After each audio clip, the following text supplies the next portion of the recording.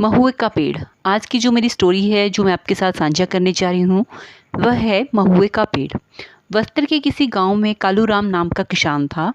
उसके पास लगभग 2 एकड़ एक खेत था जिसमें खेती करके वह अपना और अपने परिवार का जीवन यापन किया करता था। वह थोड़ा वृद्ध हो चला था, इसलिए उसकी खेतीबाड़ी अब उसका इकलौता बेटा भोला देखा करता था। भोला ने देखा कि उनके खेत के बीचों बीच एक बड़ा महुए का झाड़ है जिसकी छाया के नीचे चारों तरफ लगभग आधा एकड़ की भूमि पर फसल उगा ही नहीं करती थी। एक दिन भोला ने कुल्हाड़ी से उस वृक्ष को काटने की कोशिश की, पर तभी गांव के कोतवाल की शिकायत पर तुरंत ही वन विभाग के अधिकारी उसके घर आकर हिदायत देकर चले गए कि महुआ राज्य सरकार के प्रतिबंधित वृक्षों की श्रेणी में आने वाली वनोपज है। इसे काटना कानूनन जुर्म है। अब दोबारा से ऐसी कोशिश की तो सीधा जेल में डाल दिए जाओगे। डरा सहमा भोला उनके सामने कुछ न बोला।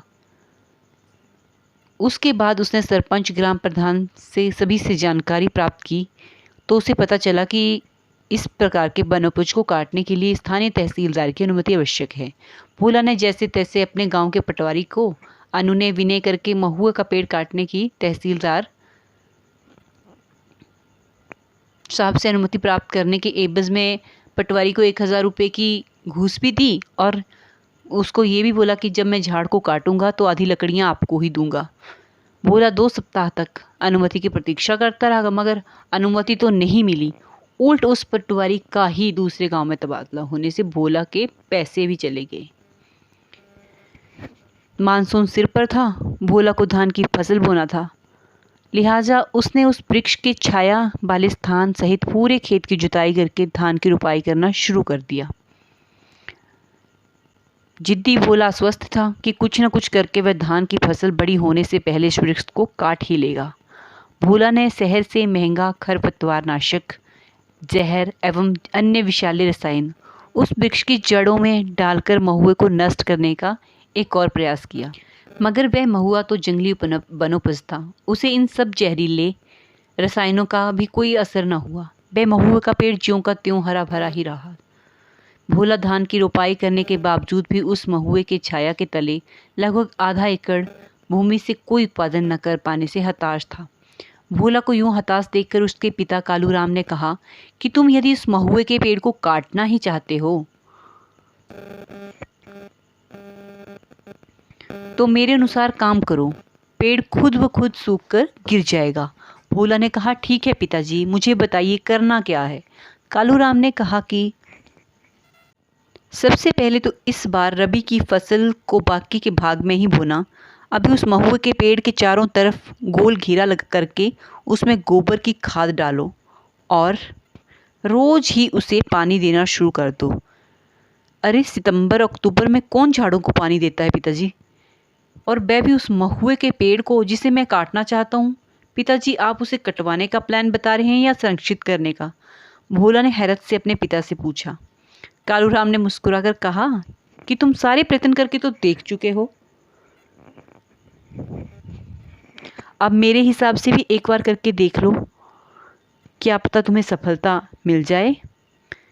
अपने पिता का कहना मानकर भोला ने उस महुए के पेड़ के चारों ओर गोल घेरा बनाकर उसमें गोबर की खाद डालकर रोज एक ड्रम पानी देना शुरू कर दिया। हालांकि ठंड के समय में किसी भी पौधे को पानी की आवश्यकता ही नहीं होती है, फिर तो महुआ एक जंगली वृक्ष था। भोला नाहक ही उसे पानी दे रहा था, परंतु वह पिताजी का कहना टाल नहीं सकता था। खरीफ की फसल भी कट चुकी थी, अब गर्मी पड़ना शुरू हो चुकी थी।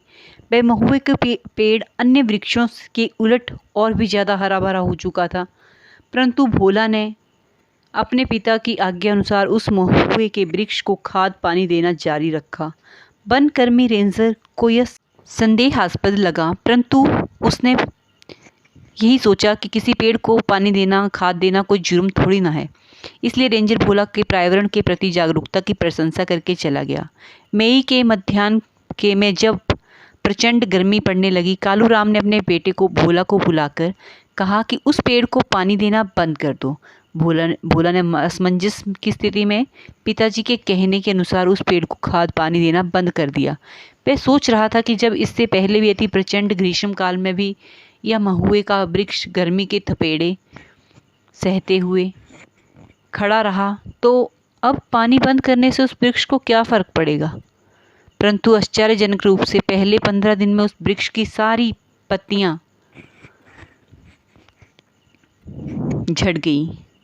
भोला ने पहले से इसे पतझड़ के मौसम का असर समझा, परंतु जब एक एक करके उस पेड़ की शाखें और तना भी पूर्णतः शुष्क हो गया, तो भोला को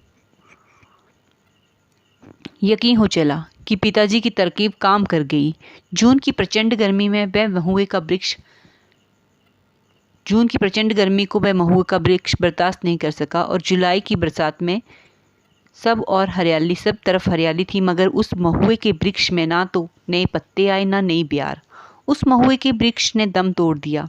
इसी दौरान छोटे से आए तूफान को भी वह वृक्ष झेल न सका और स्वतः ही उखड़कर गिर गया। इस घटना से हैरान परेशान भोला ने अपने पिताजी कालूराम से पूछा, तो उन्होंने कहा, यह महुए का वृक्ष जंगली वृक्ष है, किसी भी तरह के मौसम में बदलाव को सहन करने के बाद ही इतना बड़ा हुआ था। हर गर्मी में इसकी जड़ें पानी के जलस्तर के अनुरूप नीचे ही बढ़ती जाती हैं, जिससे यह वृक्ष कभी भी नहीं सूख सकता था। परंतु जब तुमने इसे ठंड के मौसम में भी पानी देना शुरू किया, तो वह वृक्ष अपनी मेहनत की आदत छोड़कर मुफ्त में मिले खाद पानी के ऊपर निर्भर होता गया, जिससे इसकी जड़ें क्षेत्रीय जल स्तर के अनुरूप नीचे की ओर न बढ़कर ऊपर से तुम्हारे द्वारा मिल रहे जल की तरफ अग्रसर हो गई।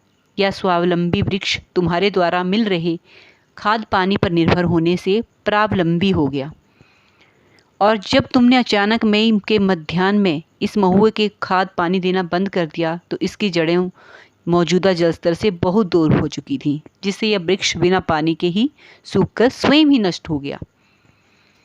कहानी लिखने का तात्पर्य यह है कि हम सभी कभी न कभी उस जंगली महुए के वृक्ष की तरह स्वावलंबी थे, जो राह चलते कुएं, नलकूप या नदी से बिना छना पानी पीकर भी बीमार नहीं होते थे। मिट्टी सने हाथ डेटॉल के धोए भी स्वस्थ रहते थे। मीलों पैदल चलकर भी थकान महसूस नहीं होती थी। आज हम आरओ और मिनरल वाटर पीकर खुद को महुए के उस वृक्ष की दशा में लाकर खड़े कर चुके हैं कि यदि आरओ पानी या मिनरल वाटर ना मिले तो हम बीमार हो जाएंगे। यही वजह है कि इन फ़िल्टर बनाने वाली कंपनियों ने 10-15 हज़ार के फ़िल्टर का सालाना मेंटेनेंस 5-6 हज़ार रुपये कर दिया है। यानी अपनी ही बिजली, अपना ही पानी होने के बावजूद लगभग 20 रुपये प्रतिदिन का सिर्फ पानी पर ही इन कंपनियों को देते हैं। इन मेहनतकश मजदूरों को भी सरकार मुफ्त या 1-2 रुपये प्रति किलो राशन देकर इसी प्रकार महुए के वृक्ष के समान परावलंबी बना चुकी है। शहरों में यही हाल